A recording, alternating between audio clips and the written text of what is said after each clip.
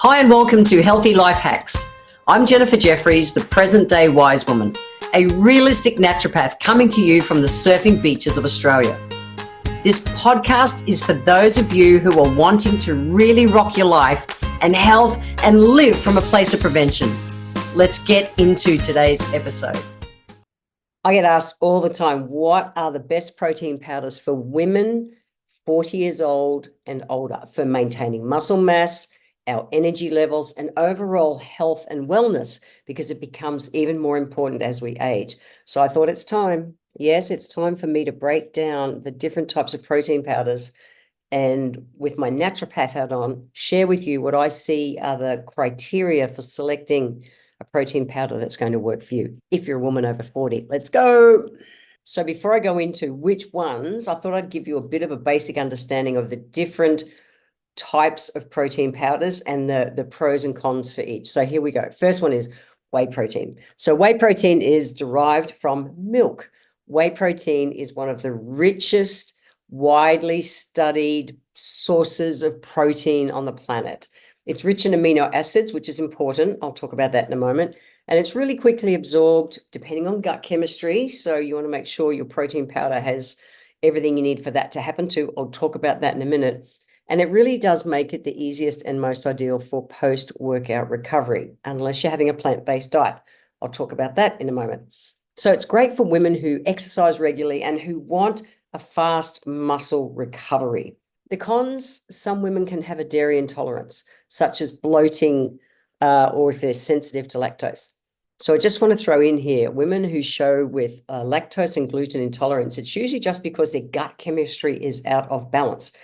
Don't just eliminate foods. I've done whole podcasts on that in the past. Don't just eliminate, fix the problem. So if you're just getting bloated, that's really different to being someone who's, allergic to dairy. So intolerances is just because your gut chemistry is out of balance, usually digestive enzymes and microbiome.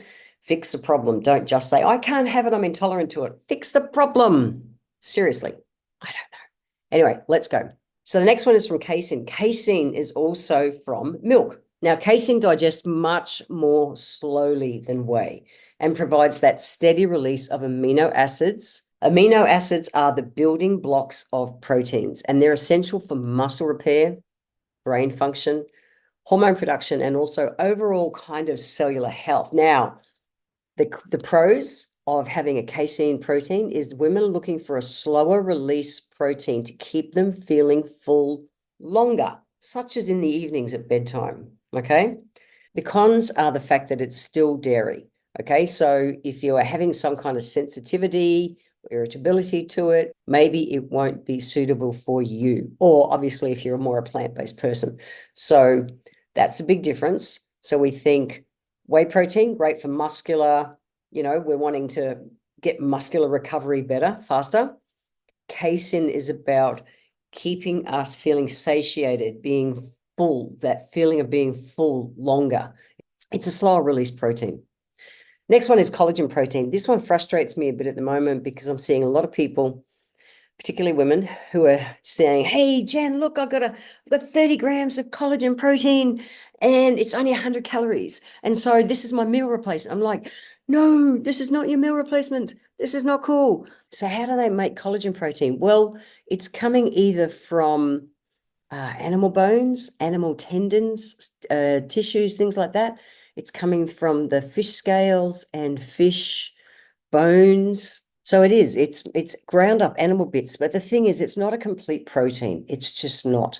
Okay, so it's fine for women over 40 if they're wanting to use it to really help with things like joint health.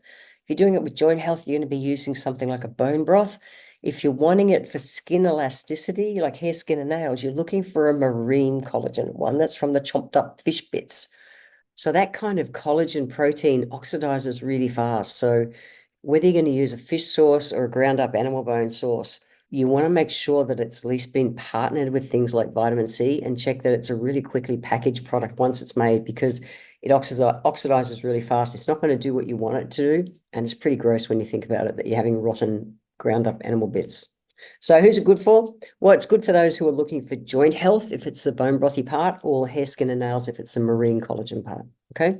The cons: It totally lacks a lot of the essential amino acids. And so collagen protein I see goes alongside regular protein. Okay, it's not a one or the other. Those two they have to be playing together. Okay, so while I'm talking about the animal kind of proteins, let's talk about the difference between whey protein isolate and whey protein concentrate. Now, whey protein isolate and concentrate both come from milk, both a dairy product, but they're different in their processing and so then their composition. Whey protein isolate has extra additional filtration, which moves most of the fat, most of the lactose, which is what people can be sensitive to, and carbohydrates. So it gives you 90% just the protein part per serving, right? Which is great for people who are lactose sensitive or looking for a leaner protein option.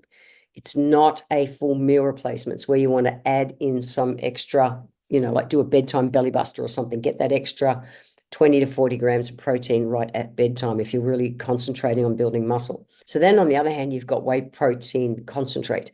Now, this one is less processed, okay? It keeps more than natural nutrients, including small amounts of fat and lactose, but with a protein content about 70 to 80%. So where the isolate is purer and faster absorbing, the concentrate is a more affordable version, and it's got a richer nutrient profile, which is really important. So it depends on what your dietary goals are. The isolate, which I don't really give a tick to because it's kind of taken everything out of it.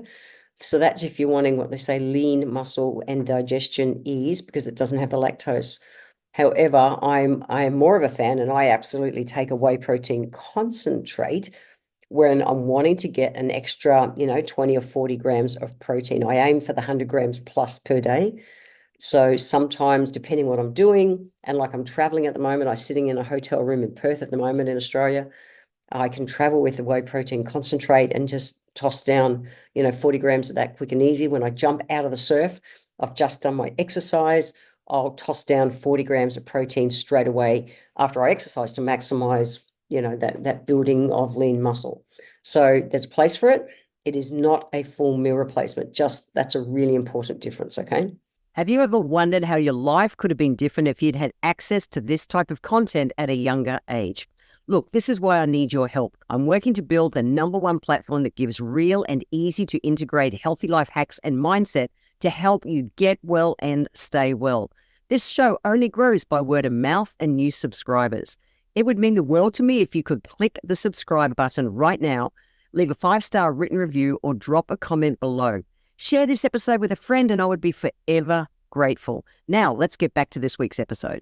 Okay, so let's move to our plant-based proteins. So things like pea protein, brown rice protein, hemp protein, fava bean protein, soybean protein, and then you can get different blends and combinations of all of them. And I've tried lots of these different things to find, kind of what I like.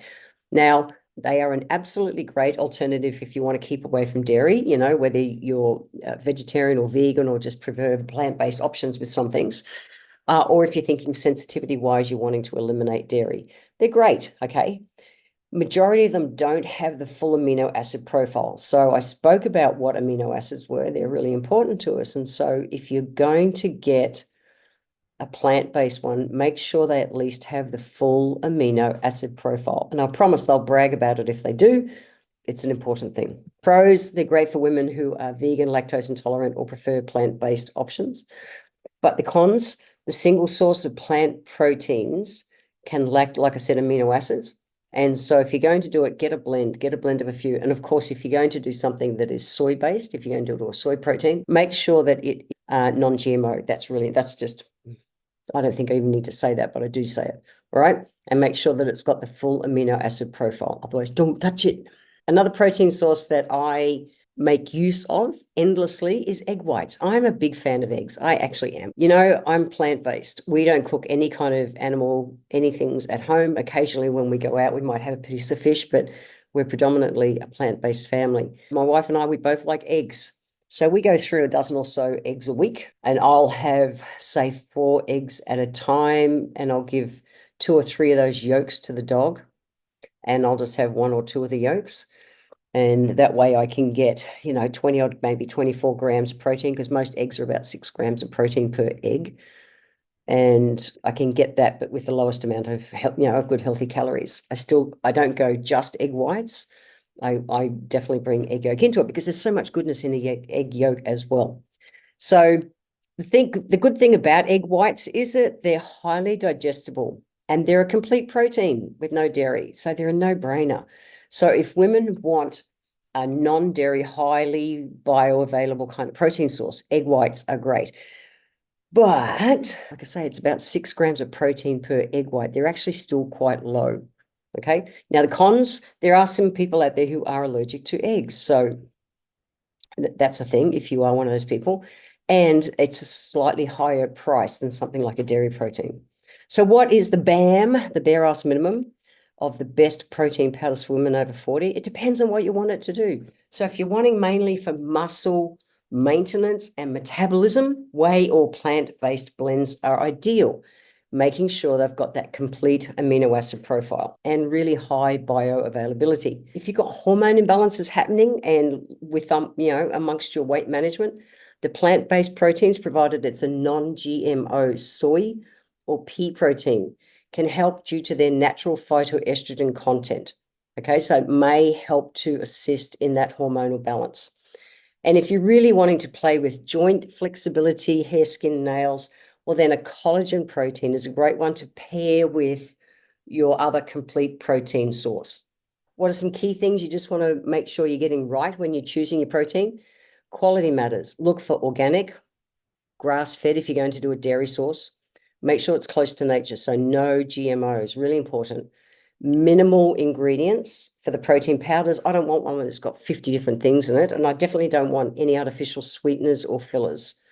Make sure it's going to match your goals, what you're looking for, muscle recovery, hormone support, or gut health, whatever. And then pick that protein that sits with your needs. And then listen to your body. If a protein powder causes bloating, fatigue, digestive discomfort, don't just eliminate, listen to your body, get some professional help, because if it's just a gut imbalance, it might be as simple as you need more digestive enzymes if you're getting bloated. So it might be that eating some green kiwi fruit is going to help. A green kiwi fruit a day because it's loaded in digestive enzymes. Your gut microbiome might be out of whack, and so it might be that you need more fermented foods in your diet. So things like your kimchis and sauerkrauts and miso, having more prebiotic fiber, which is, all your vegetables, eat your vegetables. So many people don't nowadays. It's crazy. We're looking for about 30 different fruits and veggies, herbs and spices for variety every single week, ideally every day. Most people don't get close to that, but definitely across a week. So if you are over 40, I feel it's even more important that we make sure we get enough protein in our diet, because it's just slower and harder for us to gain lean muscle, to build lean muscle as we age. And as we age, we want to be strong, fit, and healthy. You want to be able to, do things like have enough muscle to be able to squash the blood vessels and pump blood up through to your brain to prevent things like Alzheimer's. We want to make sure that we've got strong, sturdy body to be able to hold ourselves and not go falling over and breaking something. We want to just be strong, fit, and healthy for overall energy, vitality, and sense of well-being. So choose wisely, fuel your body for really healthy years ahead as we age. It's easier than you think. It just takes a little bit of mindfulness at first to get it right. I want to thank you for being here today. If you enjoyed my podcast, please let me know by leaving a review on Apple Podcast. Every month, I draw one lucky person who leaves a review, have a free 1-hour consultation with me. Be sure to subscribe to the show wherever you're tuning in from so that you always catch the next episode. I welcome your emails, and you can write to me at podcast@healthylifehacks.com.au. Until next time, remember, when it comes to life, live it, love it, and get on with it.